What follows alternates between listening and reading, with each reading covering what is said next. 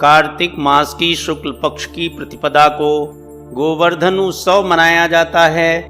गोवर्धन पूजा या अन्नकूट पर्व दीपावली के अगले दिन मनाया जाता है। इस दिन लोग घर के आंगन में गोबर से गोवर्धन पर्वत का चित्र बनाकर गोवर्धन भगवान की पूजा करते हैं। इस दिन गायों की सेवा का विशेष महत्व है। इस दिन के लिए मान्यता प्रचलित है कि भगवान कृष्ण ने वृंदावन धाम में लोगों को तूफानी बारिश से बचाने के लिए पर्वत अपने हाथ पर उठा लिया था। हिंदू धर्म के अनुसार भगवान कृष्ण ने गोवर्धन पूजा की थी और इंद्र देवता का अहंकार तोड़ा था। इस दिन भगवान श्री कृष्ण ने इंद्र की पूजा के बजाय गोवर्धन की पूजा शुरू करवाई थी। ऐसी मान्यता है कि इस दिन गाय के गोबर से गोवर्धन पर्वत बनाकर उसकी पूजा की जाती है।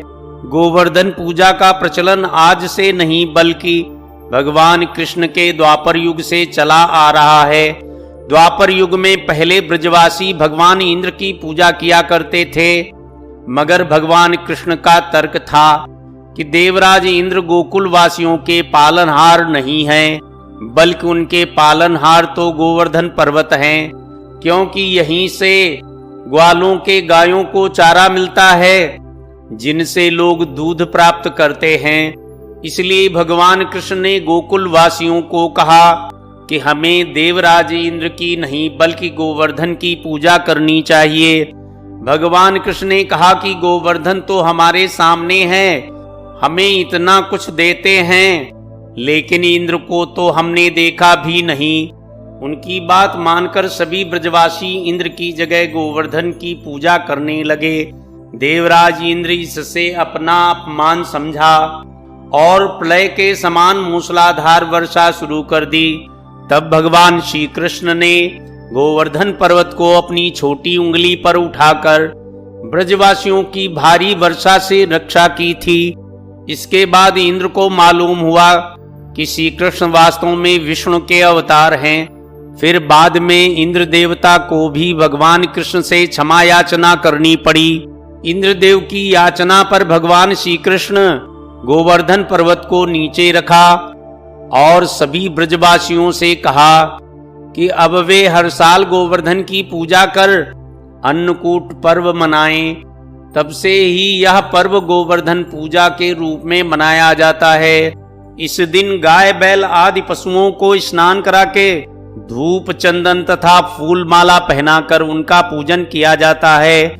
इस दिन गौ माता को मिठाई खिलाकर उनकी आरती उतारते हैं तथा प्रदक्षिणा भी करते हैं। इस दिन गोबर से गोवर्धन की आकृति बनाकर उसके समीप विराजमान कृष्ण के सम्मुख गाय तथा ग्वाल बालों की रोली, चावल, फूल, जल, मौली, दही तथा तेल का दीपक जलाकर पूजा और परिक्रमा की जाती है।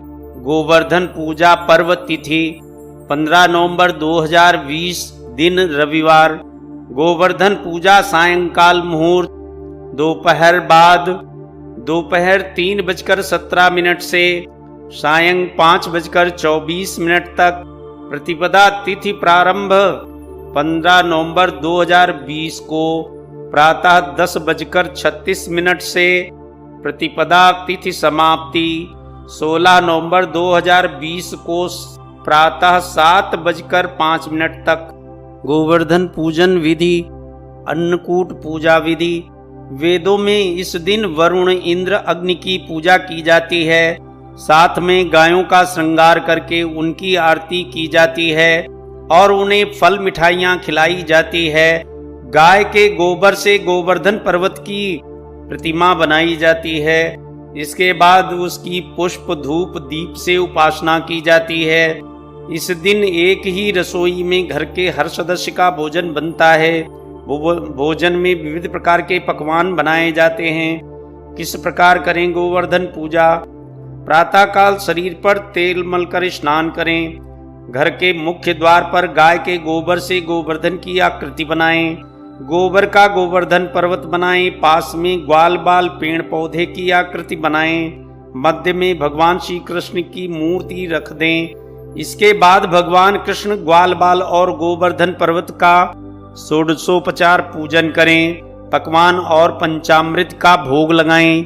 गोवर्धन पूजा की कथा सुने, प्रसाद वितरण करें और सबके साथ भोजन करें। गोवर्धन पूजा के 2 विशेष प्रयोग।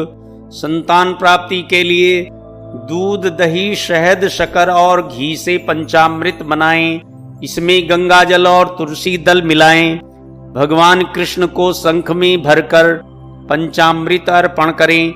इसके बाद क्लीं कृष्ण क्लीं का 11 माला जाप करें। पंचामृत ग्रहण करें, आपकी मनोकामना पूरी होगी। आर्थिक संपन्नता और समृद्धि के लिए गाय को स्नान कराकर तिलक करें, उसे फल और चारा खिलाएं। गाय की 7 बार परिक्रमा करें। गाय के खुर के पास की मिट्टी ले लें, इसे कांच की शीशी में अपने पास सुरक्षित रख लें। भगवान श्री कृष्ण ने 7वें दिन गोवर्धन पर्वत को नीचे रखा और हर वर्ष गोवर्धन पूजा करके अन्नकूट उत्सव मनाने की आज्ञा दी। तभी से उत्सव अन्नकूट के नाम से मनाया जाने लगा। कार्तिक शुक्ल प्रतिपदा के दिन भगवान के निमित्त भोग और नैवेद्य बनाया जाता है, जिन्हें 56 भोग कहते हैं। अन्नकूट पर्व मनाने से मनुष्य को लंबी आयु तथा आरोग्य की प्राप्ति होती है। साथ ही दरिद्र का नाश होकर मनुष्य जीवन पर्यंत सुखी और समृद्ध रहता है।